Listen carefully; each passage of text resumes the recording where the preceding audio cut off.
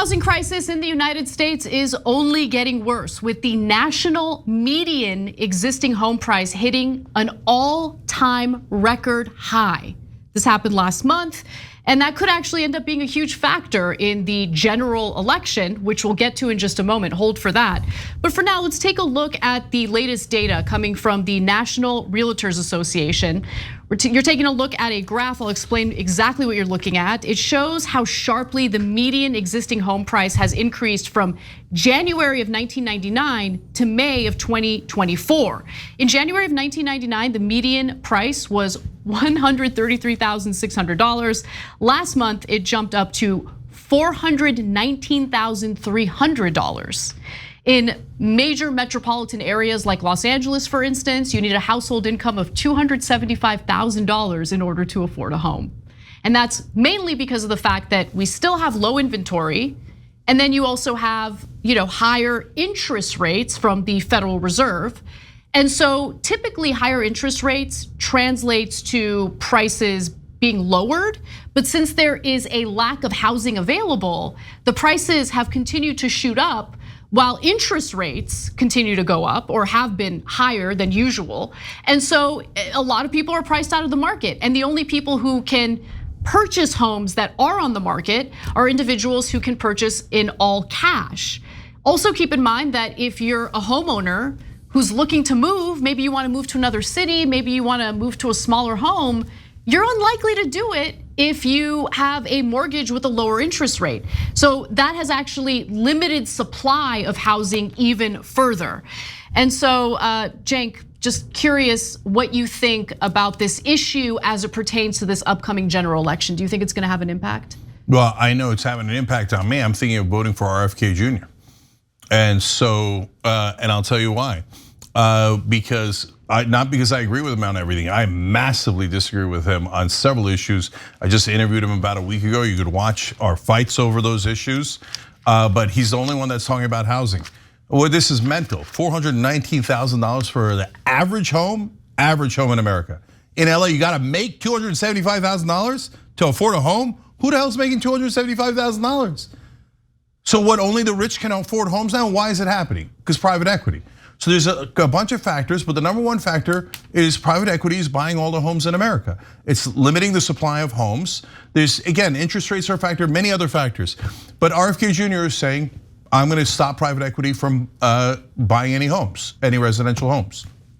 Well, that's a better proposal than all of the other proposals of the other two candidates combined. Well, the other two candidates don't have any proposals. No, I mean, all of their other proposals combined. Oh, okay. Okay, because Joe Biden literally has no proposals. That's right. None, zero. He hasn't proposed a single thing for what he would do next time around, other than I won't be Trump and maybe I'll be alive.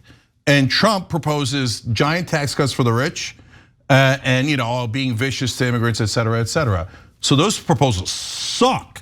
And as much as I can't stand RFK Jr.'s policy on Gaza, vaccines, et cetera, somebody's got to do something about this. If we spend another 4 years, private equity will buy almost all the homes in America, and it'll be too late. We can't reverse it. They'll say, what, I own it. The government can't do anything about it. I already bought 80% of the homes. What are you gonna do? They've already bought 20% of all the homes in America. We're screwed. It's the only way the average American can build assets for themselves, can be able to retire, can actually own something and build wealth, and they're robbing us of it. And neither the Democrats or the Republicans are gonna do anything about it. I mean, I'm not telling you about RFK Jr. because I'm enthralled with the guy. I'm telling you out of desperation, because this has to be fixed. And there isn't a single politician who's got the nerve to stand up to private equity to fix this. Thanks for watching. Our audience has helped build TYT into the media giant it is today. Together, we can accomplish anything. Support our work and join us at tyt.com/team. Right, and look, let's keep it real. Local policy has a lot to do with this problem as well. In California in particular, some of the local laws make it impossible to build more housing, which we desperately need. We are short millions of units, okay? So that is a problem, but you're right about the private equity. That's policy that can be passed on a federal level.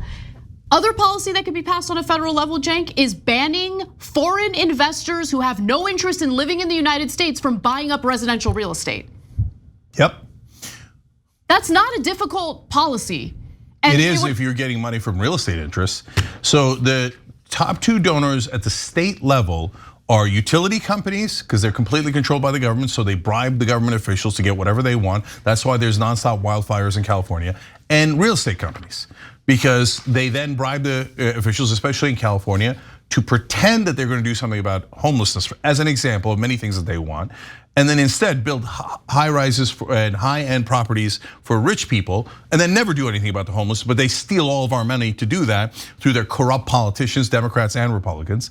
And in this case, the real estate companies and the private equity companies, giant donors to politicians, they go, oh, what, you don't want me to make 10 million instead of 9 million on this house? If I sell it to a Chinese guy who's never gonna live there, or a Saudi guy who's never gonna live there, I'm gonna make an extra $1 million.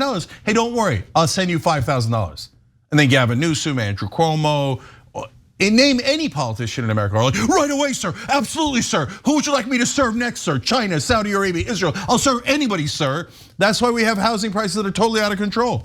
And that inflation has obviously cut into the net worth of Americans. And so there was also some analysis done comparing the net worth of Americans under Trump versus the Biden administration.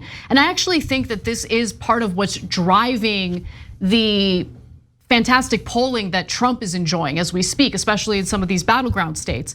So adjusted for inflation, net worth was up just 0.7% through Biden's first 3 years, compared with 16% through Trump's first 3 years. And by the way, I want to note something, because there is a caveat, and it's an important caveat. I remember when Jerome Powell, the head of the Federal Reserve, noticed that inflation was going to be an issue and wanted to increase interest rates under the Trump administration.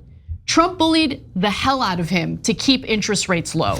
And I think that that yielded positive results for Trump and the way people view the Trump economy versus the Biden economy. Yeah, so that's complicated, because the president shouldn't do that, because one of the things that did was it drove up inflation later, which he then blamed on Biden. I got it, but at the same time, at least the president seemed to care.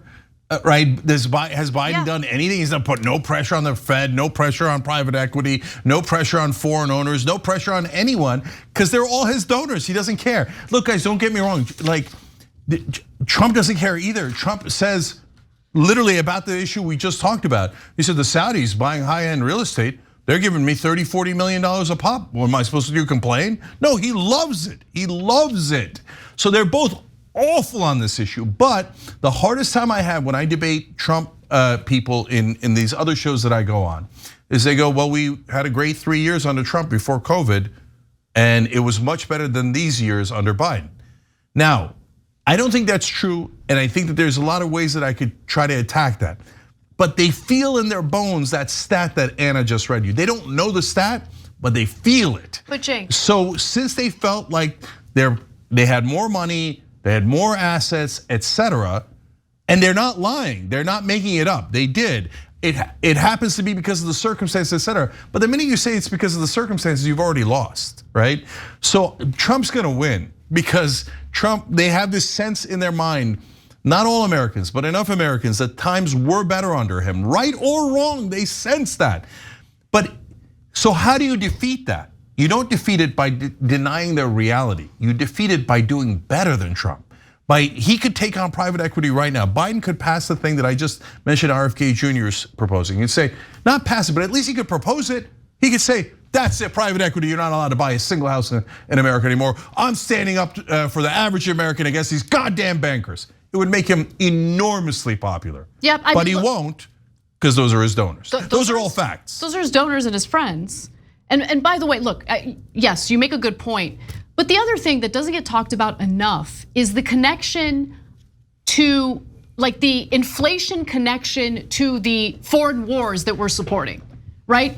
Not pressuring Ukraine and Russia to engage in additional, like, peace negotiations, and instead allowing for the war to continue so we can weaken Russia. You think that hasn't had an impact on prices for food and groceries? I mean, that has had an impact on the value of grain, on the international market. There's a million things that have had an impact, including the Red Sea, what's happening our allies, either us or our allies blowing up the Nord Stream pipeline that Russia had, which created massive inflationary pressures in Europe, which then had cascading effects for us. So look, guys, nothing is simple. There's also the fact that inflation is real and it exists, and that's why people don't want to sell their homes, because they don't want to get a new mortgage with higher interest rates, and hence the supply is lower, and hence the price goes up. So don't oversimplify it. There are a bunch of factors that go into this. But that also means there's a bunch of factors that go into this. And all of these things are starting to compound on top of one another. But to me, out of all of these, in the case of housing, the number one factor is private equity. So that's just a fancy way of saying the bankers, they're buying up all the property, thinking, rightfully so, logically so, thinking, I don't want the average American to acquire all that money over the long run. I want to acquire it. The bankers want to acquire it. So we're just going to outbid them for the homes, and then we'll get all the money, and they'll be our renters and our serfs, and they'll be forced to work for us at whatever wages we give them. And that is all true, and that's what's going to happen to us. Thanks for watching. If you become a member, you get to watch all this ad-free, except for, of course, this ad. Still, hit the join button below.